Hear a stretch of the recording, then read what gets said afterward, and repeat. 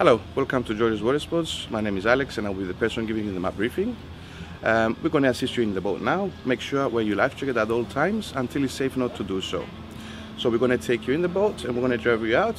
And remember, you're going to be heading towards the left-hand side outside the marina. So, welcome on. Αναχωρούμε από το λιμάνι του Λάτσιου. Ο εκπαιδευτής σας συνοδεύει έξω από το λιμάνι. Ας κατευθυνθούμε προς τη χερσόνησο του Ακάμα ακολουθώντας την ακτογραμμή σε απόσταση ασφαλείας τουλάχιστον 200 μέτρα. Αρχικά θα ακολουθήσετε την παραλία, όπου η ζώνη κολύμβησης θα σηματοδοτηθεί από κίτρινες σημαδούρες. Ποτέ μην είστε κοντά και μην μπείτε στη ζώνη κολύμβησης με το σκαφός. Το πρώτο ορόσημο είναι το λουτρό της Αφροδίτης που μπορείτε να αναγνωρίσετε από τους δύο μεγάλους βράχους. Ο ένας από αυτούς έχει έναν σταυρό στην κορυφή. Το λουτρό της Αφροδίτης εξακολουθεί να είναι μέρος της κολυμβητικής ζώνης. Δεν μπορείτε να σταματήσετε. Συνεχίστε τη διαδρομή σας σε απόσταση ασφαλείας τουλάχιστον 200 μέτρων από την ακτογραμμή. Το δεύτερο ορόσημο είναι το νησί του Αγίου Γεωργίου. Κρατήστε απόσταση ασφαλείας τουλάχιστον 200 μέτρων από τη στεριά, καθώς υπάρχουν επικίνδυνοι ύφαλοι κοντά στην ακτογραμμή. Θα περάσετε ανάμεσα από το νησί του Αγίου Γεωργίου και τη στεριά. Όπως μπορείτε να δείτε, έχετε άφθονο χώρο. Το νησί απέχει 500 μέτρα από την ακτή. Από εκείνο το σημείο και μετά,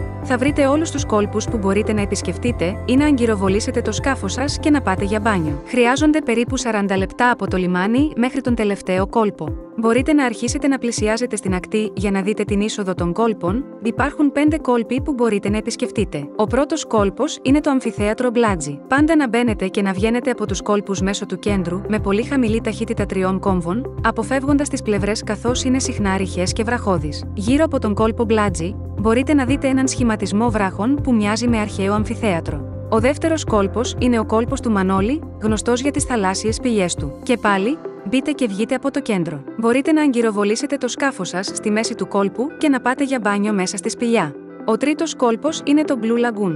Είναι ο μεγαλύτερος κόλπος. Όπως μπορείτε να δείτε, έχει ένα μικρό νησί στη μέση. Θα μπείτε μέσα αφήνοντας αυτό το νησί στην αριστερή σας πλευρά και μπορείτε να αγκυροβολήσετε το σκάφος σας στη μεγαλύτερη πλευρά του κόλπου, στα δεξιά. Μην περάσετε ποτέ ανάμεσα στο νησί και τη στεριά καθώς είναι πολύ ρηχό και βραχώδες. Τώρα θα δείξουμε την αγκυροβόληση που μπορείτε να χρησιμοποιήσετε σε οποιονδήποτε από τους κόλπους που θέλετε να επισκεφτείτε. Υπάρχουν 5 βήματα που πρέπει να ακολουθήσετε. Το πρώτο βήμα, βάλτε το σκάφος σας στραμμένο προς τον άνεμο. Εάν δεν είστε σίγουροι από που έρχεται ο άνεμος, κοιτάξτε τα άλλα σκάφη που είναι ήδη αγκυροβολημένα και τοποθετήστε το σκάφος σας με τον ίδιο τρόπο. Δεύτερο βήμα, βάλτε την ταχύτητα σας στην κενή και βγάλτε την άγκυρά σας από την καταπακτή. Τρίτο βήμα, πετάξτε την άγκυρά σας στο νερό μακριά από το σκάφος, αφήστε το να ακουμπήσει στον πάτο και αφήστε όλη την αλυσίδα, μετά λίγο επιπλέον σχοινί, τουλάχιστον 5 έως 7 φορές το βάθος, περίπου 10 έως 15 μέτρα σχοινί θα είναι εντάξει. Τέταρτο βήμα, δέστε το σχοινί στην δέστρα, ένας εύκολος κόμπος για να θυμάστε, κάντε 8 και 2 στροφές. Πέμπτο βήμα, σβήστε τον κινητήρα σας. Τώρα είναι ασφαλές να αφήσετε το σκάφος και να πάτε να κολυμπήσετε.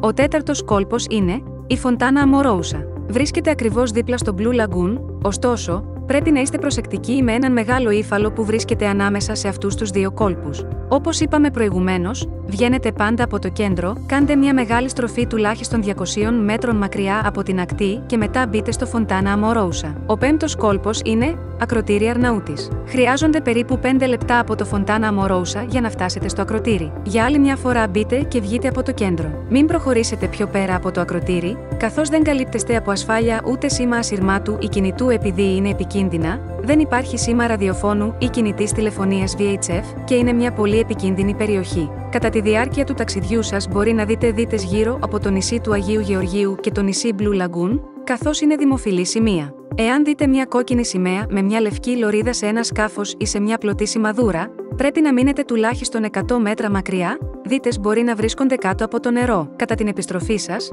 πρέπει να περιμένετε έξω από το λιμάνι στο σημείο παράδοσης, παραλαβής, 200 μέτρα από το τείχος του λιμανιού και θα μας καλέσετε στο κανάλι VHF Radio 10 αναφέροντας το όνομα του σκάφου σας. Για έκτακτη ανάγκη, μπορείτε να επικοινωνήσετε μαζί μας στο VHF κανάλι 10. Ακούμε πάντα και το σκάφος ασφαλείας μας περιπολεί κατά μήκος της ακτής για να σας βοηθήσει εάν χρειαστεί. Σας ευχόμαστε ένα ασφαλές και καλό ταξίδι.